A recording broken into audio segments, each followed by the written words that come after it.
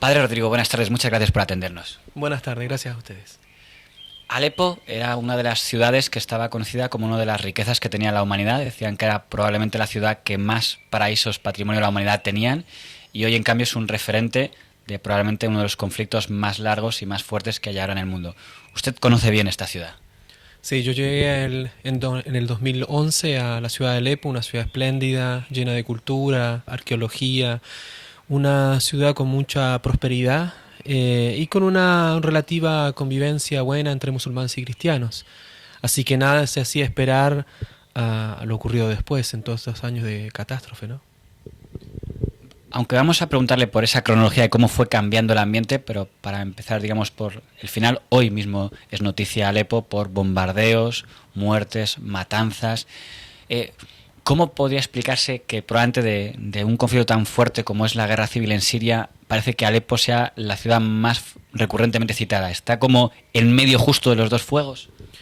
Sí, la particularidad de la ciudad de Alepo es que es la capital comercial de todo Siria y es un eje comercial económico en todo el Medio Oriente, hasta la construcción del Canal de Suez. Es una ciudad muy importante, tiene cerca de 6.000 años de antigüedad y por eso también es el punto en donde se desarrolla todo este conflicto durante todos los años. Y lo mismo sucede con toda la otra parte del norte de Siria e Irak, ¿no? Son puntos estratégicos en lo que es llamado geopolítico económico de toda esta zona. La República de Siria, que lleva durante muchos años gobernada por un régimen de lo que se llama lo que se llamaba el socialismo árabe, el partido Baas y tal, que se podía comparar el estilo de la familia Assad en Siria, el estilo de Gaddafi en Libia, Túnez con al-Assad o Egipto como Barak, parecía que era un tipo de dictaduras que se podía llamar que respetaban a la práctica religiosa. Sí, precisamente por ser regímenes más bien seculares y en muchos de esos casos casi no practicantes del Islam. Por lo tanto, eso permitía que las minorías de distintas otras religiones, en el caso de Siria, cristianos y otras minorías, desarrollaran su vida más o menos normal dentro de lo que es el mundo árabe y musulmán, ¿no? Cuando empezó lo que se llamó inicialmente, aunque hoy ya nos suena muy pasado, la primavera árabe, los grupos mediáticos de Europa, incluidos los de España, pensaron que era como la alegría de la democracia, que por fin acababan aquellas dictaduras y llegaba como poco menos que Occidente y que iban a occidentalizarse todos aquellos países. En clave ciudadano, ¿se veía como se veía aquí, se veía allí? Es que el concepto de democracia es un concepto desconocido en los países árabes precisamente porque el Islam no considera la democracia como integrante de su vida. Eh, y precisamente eso es lo que en el caso de Siria, de vuelta, no hacía pensar que lo que estaba ocurriendo en otros países árabes iba a ocurrir ahí. De hecho, lo manifestaban claramente. Te decían, nosotros somos distintos y por lo tanto esto que ocurría ya en otros países árabes no va a ocurrir jamás acá.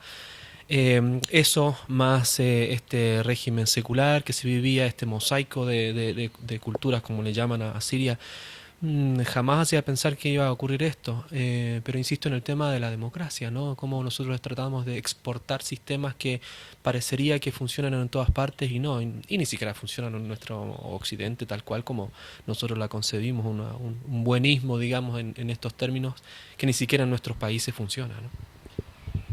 ¿En qué momento se podría decir que cambió, y ahora me refiero más a la parte a nivel ciudadano, lo que parecía que eran pues manifestaciones pacíficas, a una guerra civil y en la que teóricamente el colectivo cristiano parecería que debía haber quedado al margen entre ese y acabó, digamos, siendo una de las víctimas? Sí, ya en la apreciación del conflicto desde el inicio, lo que acá nosotros llamamos como manifestaciones pacíficas o la primavera árabe, jamás estuvo en esto, desde el inicio, desde el 2011. Han habido ciertas manifestaciones en algunos puntos muy insignificantes y en el día de hoy se saben que ha sido incluso propulsada por ciertos sectores del conflicto, pero desde el inicio esto ha sido violento, ha sido catastrófico para todo Siria, ha sido catastrófico particularmente de donde nosotros vivíamos, que era en Alepo. Y los cristianos se encuentran en el medio de toda esta situación, es una minoría y por lo tanto no participan de lo que hoy en día se genera así como conflicto entre diversas partes en la guerra en Siria. Los cristianos más bien son la parte que trata de poner más balance, más equilibrio, aportar una cosa fundamental que no existe en los otros sistemas ni religiosos ni políticos, que es el perdón. El perdón es precisamente aquello que cancela la deuda que el ofensor ha adquirido con uno, ¿no? Por lo tanto, eso es el que rompe el ciclo de violencia, el ciclo de odio generacional. Por eso tan importante el papel del cristiano, además de todo lo que ha hecho el cristianismo y el cristiano en toda esta zona del Medio Oriente durante estos 2000 años de presencia ininterrumpida. Hablaba usted de la palabra perdón, algo que lógicamente está muy unido a la forma de entender cristiana, pero claro, viendo los titulares de estos 5 años para una comunidad que creo no puede caracterizarse por ningún tipo de agresión y sin embargo sí puede decir que ha sido una de las principalmente agredidas, desde el punto de vista de quien lo viera desde fuera de la fe, qué difícil sería entender, ¿no le parece que es muy difícil entender que haya un colectivo que padece y es capaz de perdonar? Sí, por una parte esto tiene que ver con una historia de cristianismo en la zona, 2000 años, como decía, de antigüedad y de presencia ininterrumpida, 2000 años en donde han habido muchas persecuciones, especialmente en 1400 años de hechos continuos de persecución, que de algún modo han preparado a esta comunidad cristiana que vive allí para estos gestos que a nosotros nos sorprenden. Después, obviamente, el perdón es una gracia de Dios que la da a quien la suplica y que la hace efectiva y que efectivamente cancela, como decía, la deuda, sana las heridas, permite que la sociedad se mueva hacia adelante. Son conceptos muy distintos los que se viven en Medio Oriente, en otras religiones, en otras manifestaciones.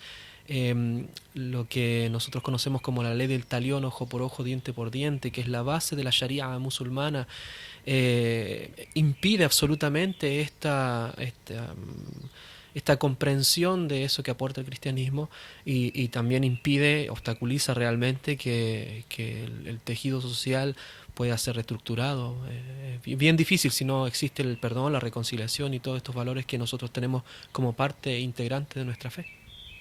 Aunque pueda parecer una pregunta obvia, digo, ¿cómo vive una comunidad, en este caso me refiero a la comunidad cristiana de la ciudad de Alepo, cuando se está viviendo una guerrilla que no sé a partir de qué momento quedó claro que era yihadista y por tanto enemigo a todo lo cristiano, y por otro lado bombardeos gubernamentales, supongo que buscando a unos contra otros?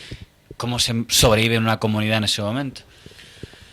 Bueno, nosotros como cristianos vivimos en el mundo, pero no somos de este mundo. Creo que eso significa que los cristianos también se duelen, también sufren, también han perdido mucho en aspecto material, psicológico, etcétera. Son comunidades que realmente se resienten. Pero al mismo tiempo son también comunidades que por tener los ojos fijos en Jesucristo y por tener esperanza siguen adelante con su vida y le dan un respiro a toda esta violencia horrible y asesinatos y crímenes atroces. El cristiano también en Medio Oriente sabe que, como decía, la persecución es parte integrante de la fe y por lo tanto tiene que estar preparado. Cómo ellos viven en concreto es siempre tratando de mirar a Jesucristo, siempre tratando de dar ánimo, siempre tratando de salir adelante, constantemente rezando, haciendo también jornadas de oración, etcétera. Y eso permea toda nuestra vida. No es solamente que la fe es algo privado o es una manifestación personal, sino que es algo que permea también todas las otras manifestaciones del ser humano, al nivel material, al nivel social, al nivel cívico. Por eso es que el cristiano tiene mucho que aportar en este conflicto, pero no significa que no sufra, ¿no? Y la persecución a los cristianos es sistemática e intencional desde el primer momento que inicia la guerra en Siria. Son reiterados los ataques que los cristianos han sufrido durante la Navidad, durante la Pascua, durante las otras fiestas importantes. Por lo tanto, nos hacen ver que hay un patrón de conducta que se corrobora año tras año. Acabamos de tener hace un par de semanas atrás la Pascua de los ritos orientales y nuevamente se prometió que iban a ser asesinados los cristianos y hoy en día tenemos nuevos mártires de nuestra fe, ¿no? Así que es un patrón de conducta que se corrobora a través del tiempo. Para la gente que nos estuviera viendo y que pudiera pensar, aunque ha quedado claro en esto último, que ataques es que abucheos tal, que hablamos literalmente de aniquilación, de que haya... Sí, hay una persecución religiosa. Por eso que cuando uno analiza todo este conflicto, el elemento religioso, que es fundamental en Medio Oriente, no se puede dejar aparte. O sea, las causas geopolítico-económicas no responden al problema último de toda esta zona. Porque siempre las causas estas son contingentes, son circunstanciales, no responden a toda una historia de eventos similares. Por lo tanto, el elemento religioso es sumamente importante de analizarlo. Hay quien a veces, para hacer una crítica o autocrítica, le considera que los medios de comunicación, cuando digamos ocurre alguna tragedia que afecta a un periodista, y sobre todo si es un periodista occidental, pues informan mucho de ello. Murió el periodista tal o murió el tal. Pero curiosamente que los que sufran el grupo de cristianos de allí no es noticia. ¿Comparte usted esa crítica o por qué cree que si se produce, que es como algo que ya ocupa un segundo lugar, no es algo noticiable? Sí, hablar de los elementos implicados en el conflicto es políticamente incorrecto. Por eso nadie quiere asumir el problema del Islam, hablar de el rol de Arabia Saudita, los países del Golfo, Turquía, etcétera, y las otras partes implicadas en el conflicto. Obviamente cuando hay occidentales involucrados en estos casos, por más lamentable que sean las pérdidas de ellos, parecería que nos importa más. Hay un problema de empatía horrible, tremendo en esta crisis de todo Medio Oriente, no solamente de Siria. Y después, por último, el cristiano no es noticia, porque el cristiano también con su propia vida le denuncia al mundo lo mal que está viviendo. Entonces, el que aparezcan hoy en día los cristianos como punto, como objetivo principal, también nos hace pensar en quién está agrediendo a los cristianos. Y hablar de esos grupos que agreden a los cristianos es políticamente incorrecto. Y el último punto es, me parece que la presencia del cristiano y lo que significa ser cristiano en cualquier parte del mundo, como le han dicho a nuestro Señor Jesucristo, es signo de contradicción. El cristiano va a molestar siempre. Y por lo tanto, por eso, hablar de un problema específicamente contra una comunidad cristiana en cuanto cristiana, es algo que a la prensa internacional también le molesta. No a todos, obviamente. Siempre hay gente honesta en esta profesión, pero les molesta. Lo que se ha tratado de identificar como genocidio contra las comunidades cristianas ha sido una y otra vez tratado de callar, tratado de impedir, tratado de que no se aplique este término que significa también consecuencias muy puntuales, militares, de protección, de ayuda a estas comunidades, a estas minorías. Entonces, ciertamente hay un problema con identificar estos asesinatos, esta persecución, específicamente a las comunidades cristianas. Ha mencionado usted antes a los factores, digamos, de los vecinos, digamos. Llama la atención, por ejemplo, la última tregua de Alepo, un titular que ha salido es: Rusia y Estados Unidos acuerdan una paz de unos días en Alepo. Y un espectador le preguntaría: ¿y por qué Estados Unidos y Rusia negocian lo que pasa en un tercer país? O sea, ¿qué pasa? ¿Que los bandos los deciden rusos y americanos? Como parecería que no tiene ningún sentido, tendrían que negociarlo los propios sirios. ¿Qué está pasando? ¿Es acaso, le digo opinión de como alguien que ha vivido allí, se juega a muchas fronteras las decisiones de un país? Sí, el problema de que dos actores se jueguen el destino de un tercero es histórico. O sea, creo que la gente tiene sentido común para darse cuenta de que hay un ajedrez que se juega no en los lugares en donde la gente tiene que sufrir. Lo que ha ocurrido en Siria es responsabilidad gravísima de actores externos, con la contribución de países en la zona, ¿no? Pero es obvio que hay gente que está decidiendo los destinos de los pueblos, ¿no? Por diversos intereses, ¿no? Pero también con esto tengo que insistir que las razones circunstanciales no acaban y no nos permiten entender la totalidad y la profundidad de los conflictos. Porque la historia se repite, pareciera, ¿no? Y entonces no vamos a aprender nunca que hay algo más allá de estas causas circunstanciales, ¿no? De aquí y ahora. Pero ciertamente hay gente que se está aprovechando de esto, hay muchos intereses y parecería que no hay voluntad por eso mismo efectiva de acabar con esto. Es muy simple acabar con esto. Se necesita, lo primero es voluntad y parecería que no hay voluntad. La gente en Siria hablaba al inicio, el 2011, de que es un nuevo Irak. Y parecería que lamentablemente es así. No se aprendió en Irak y ahora están haciendo lo mismo con Siria. Es un crimen atroz que tiene que ser pagado por responsables de esto, que lamentablemente juegan ajedrez, ¿no? Desde afuera. A nivel personal, ya hablamos de una guerra que se ha prolongado 5 años. Usted ha vivido todo el conflicto. Bueno, por desgracia no puedo hablar en pasado porque el conflicto continúa a día de hoy. ¿No llega un momento en el que al final, ante ese tipo de ambientes, hay una tentación de perder ya toda esperanza, de decir, bueno, esto no va a acabar nunca, 5 años, pocas guerras han durado tanto y sigue? Sí, la tentación emerge siempre porque ante la ineficacia, falta de voluntad de quien tiene que resolverlo, ciertamente. Por otra parte también surge la misma tentación cuando uno ve que los cristianos están muriendo en Siria y no son ayudados por quienes tienen que ayudarlos, ¿no? La caridad comienza por casa. Entonces es una cosa atroz que hoy en día en muchas de nuestras comunidades cristianas en Occidente no se conozca este conflicto. Realmente los cristianos tanto en Irak como en Siria se sienten abandonados por nosotros mismos acá en Occidente. Eso es grave, grave, grave. Pero ante esa tentación hay una frase de San Pablo que creo que nos guió durante todo este tiempo y es: hay que combatir el mal a fuerza de bien. El bien hace bien. Y eso nos protege también a los que estamos ahí, los protege también a los cristianos. El hacer bien, porque el bien es Dios al final, a uno le permite seguir adelante y a los cristianos les permite seguir adelante, aun cuando a uno le cuenten y ellos viven y uno experimenta las atrocidades más terribles. Por lo tanto, también eso a uno le da mayor esperanza de que al final Dios es el dueño de la historia y Él es el sumo bien. Aunque suene un poco infantil, pero para que se entienda por si alguien tuviera esa duda, ¿se puede decir que en este momento hay gente que está perdiendo su vida únicamente por ser cristiano en Siria? Sí, ahora acabamos de estar con otros testigos en las Naciones Unidas en Nueva York y hay cientos de casos absolutamente bien documentados de esto. Hoy en día tenemos nuevos mártires y muchos de ellos, los martirios son como aquellos de los primeros tiempos, hay cambiando las circunstancias, etcétera, pero la cantidad de testimonios de confesores de la fe también son como aquellos que uno lee en los libros en los buenos libros de historia, en los buenos libros de vidas de santos.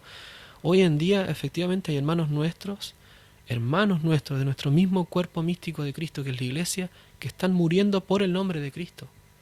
Están siendo decapitados, enterrados en fosas comunes, crucificados, mutilados y hechos cosas absolutamente horrendas, solo y exclusivamente por no renunciar a Jesucristo. ¿Gente que usted conocía o parroquianos suyos? Sí, gente que nosotros conocíamos, las otras comunidades cristianas diezmadas también. Como le digo, hay una infinidad de casos muy bien documentados de cristianos que por el nombre de Cristo han sido asesinados. Si me permitan que suene un poco superficial por mi parte, pero en este tiempo no ha habido gente que le ha dicho: oye, mira, ¿por qué no te vas de allí? ¿Para qué volver? ¿Por qué estar ahora, digamos, en el centro del conflicto? Sí, a uno siempre lo incitan a tener que dejar el lugar donde Dios a uno lo ha puesto, ¿no? Porque en definitiva uno le pregunta a Dios qué es lo que uno quiere. Hay que dar fruto donde a uno lo plantan, ¿no? Y por lo tanto sí, siempre va a haber gente que quizás no entienda esto.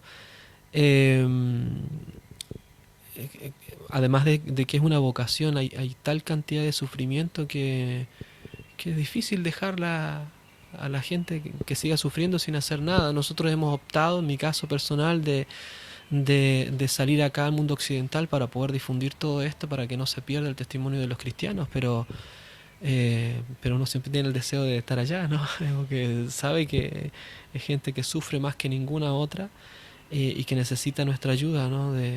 Al menos de difundir esto y que se conozca y de que nos sirva a todos, ¿no? Pues ya terminando, le pediría 3 reflexiones. La primera reflexión que le propongo es a nivel de gente que nos esté viendo de España, de cristianos que escuchan y digan: oye, ¿y qué podemos hacer? El clásico, pues qué horror, y cambio de canal ya a otra cosa. ¿O hay algo que se pueda hacer desde aquí? Bueno, hay 3 cosas que se pueden hacer. Lo primero es suplicarle a Dios el don de la paz. La paz es una persona que es Jesucristo. Jesucristo es el Rey de la Paz. Nosotros cooperamos con esa acción que hace Él en el corazón del ser humano. Por lo tanto, suplicarle a Dios el don de la paz y suplicar la conversión para aquellos que son responsables de todas estas atrocidades. Segundo es conocer esto, es parte de nuestra fe al interno de la iglesia. Es nuestra comunidad de seres humanos que también están sufriendo. No es un alguien sin nombre que no nos tiene que interesar. Siria queda a pocas horas de España, ¿no? Y hay gente, seres humanos que se están muriendo, que pertenecen a nuestra misma gran familia humana. Y lo último, bueno, ayudar económicamente. Para quien pueda, tiene que ayudar. Ellos necesitan vivir. Muchos de los cristianos, en el caso de nuestras comunidades, optan por quedarse en Siria. O a lo sumo van a los países limítrofes donde tienen parientes y otras comunidades cristianas que los ayudan. Bueno, esa gente tiene que vivir y tiene que vivir con la ayuda de quienes tienen un poco más, ¿no? Por lo tanto, esas tres cosas creo que son fundamentales para comenzar a ser parte de esto y que nos interese realmente, ¿no? Las otras dos reflexiones que le proponía era una, únicamente a título personal como ciudadano, la parte política del conflicto. ¿Cree usted que puede haber alguna solución en un momento en que ni siquiera sabemos si el gobierno es gobierno, ni cuánto gobierno, si está allí o está en otro país, o si la oposición es oposición o es yihadismo? ¿Le ve usted a título personal algún tipo de solución al occidental de acuerdo entre todos, o solo hasta que uno mate a todos los demás? Yo creo que lo primero que hay que hacer es respetar lo que tiene cada país al interno, ¿no? No nos podrá gustar lo que está haciendo el presidente de Siria, pero efectivamente él es el que está en el gobierno. Segundo, no imponer desde ya ciertas condiciones para las mesas de diálogo cuando eso polariza, extremiza más las partes. Y tercero, no imponer nuestros propios sistemas que, insisto, ni siquiera funcionan bien acá. Por lo tanto, respetar aquello que se encuentra, ¿no? La capacidad humana que hay en esas zonas para resolver sus propios conflictos. Si no, lo estamos tratando de gente que es incapaz, incluso intelectualmente, moralmente, para resolver sus propios asuntos. Yo sí creo que tiene solución y rezo a Dios para que tenga solución esto, pero particularmente rezo por la conversión de aquellos que no quieren resolver esto. Pues ya la última reflexión sería, usted ha insistido mucho en que, y probablemente los medios tengan su responsabilidad en que se intenta omitir que hay una parte que es un conflicto de religiones, religioso, y se quiere presentar más como un conflicto únicamente geopolítico. Con lo que estamos viendo en estos días, parece difícil una convivencia, digamos, el discurso de la convivencia entre personas tan diferentes, sobre todo cuando una parece querer aniquilar a la otra. El punto de vista laico es decir, bueno, esto de las religiones mejor olvidamos todos, y si me van a matar, pues yo digo, no, niego todo y con tal de sobrevivir lo que sea. ¿Tiene sentido en el siglo XXI que tantas personas decían merece la pena dar la vida a esto y puede sobrevivirse en defensa de una religión en estos tiempos? Yo creo que sí, como ha sido en toda la historia de la humanidad, que los grandes ideales han movido a los seres humanos a hacer cosas grandes. La magnanimidad es una virtud que ha estado siempre presente en el ser humano, en aspirar a cosas altas y en construir cosas altas y hacer lo mejor que uno pueda para ayudar al ser humano en el nivel material y en el nivel sobrenatural, pidiéndole a Dios las gracias necesarias. Yo creo que es necesario que uno sea serio y honesto en lo que tiene que hacer. Y sobre todo en estos conflictos que parecería que son tan complejos, al menos si uno no conoce los términos, quedarse en silencio. Tiene que ser serio y honesto en analizar las cosas que suceden. Y una de las cosas que afectan al conflicto de Medio Oriente es ser serio y honesto en un análisis científico y histórico de lo que sucede en la región. No podemos quedarnos solamente en nuestros últimos 50 años de sucesos caóticos y nefastos en la región de Medio Oriente. Hay que ser un poquito más preciso en el análisis de todo lo que sucede en el Medio Oriente desde siglos. Por lo tanto, insisto en la rectitud de intención que tiene que estar siempre presente en toda profesión y sobre todo en aquellos que tienen que ser puentes entre la verdad y las personas. porque la verdad es lo que permite al ser humano seguir más adelante y construir su vida sobre la realidad. Si no, eso se pierde, ¿no? Y uno construye en una utopía, en una ideología, en algo que al final no nos sirve a ninguno. Pues Padre Rodrigo, le agradezco mucho su testimonio. No sé si usted, para terminar, si tuviera que mandar algún mensaje a la comunidad cristiana por parte de la comunidad que usted conoce en Alepo. Alguien pensaría que parecería difícil tener una impresión optimista con lo que está pasando allí, pero sorprende porque su mensaje suena muy positivo. Es que uno lo aprende de los mismos cristianos ahí, que cuando te cuentan las cosas más atroces que les ha sucedido, al final siempre terminan diciendo, bueno, damos gracias a Dios tenemos vida, gracias a Dios salimos adelante, gracias a Dios no nos sucedió esto.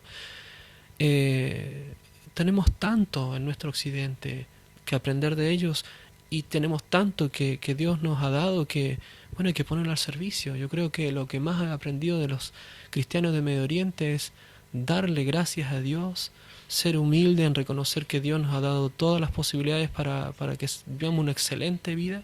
Por lo tanto, por eso uno es positivo, porque si ellos en las peores condiciones tienen esperanza, ¿cómo nosotros no? Que tenemos benditos países y benditas oportunidades, por más que hayan problemas, como lo hay en todos lados, no vamos a salir adelante.